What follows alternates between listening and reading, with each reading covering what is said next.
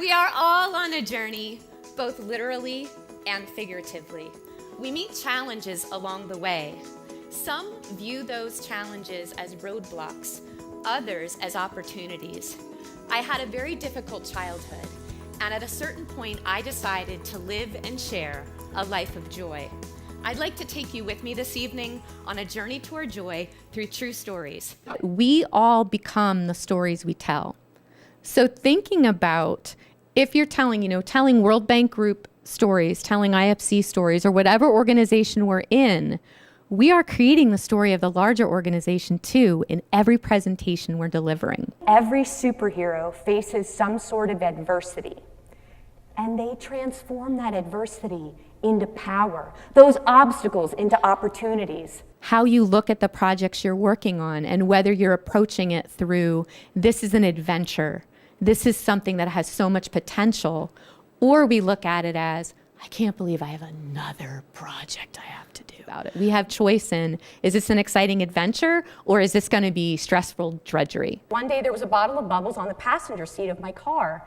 I spotted it while stuck in a really bad traffic jam. So I rolled down the windows of my car and I got out the bubbles and I started to blow the bubbles out my car windows.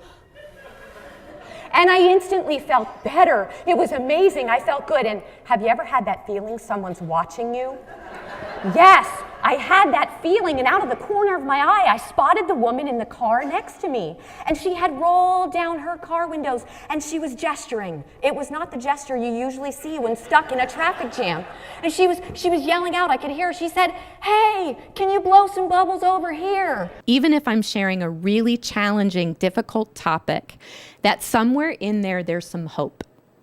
Leaving the audience with what's a takeaway, what's an action, what's something they can actually do or think about differently, rather than leaving them with doom and gloom. We all have our own challenges, our struggles, hopes, dreams, and fears.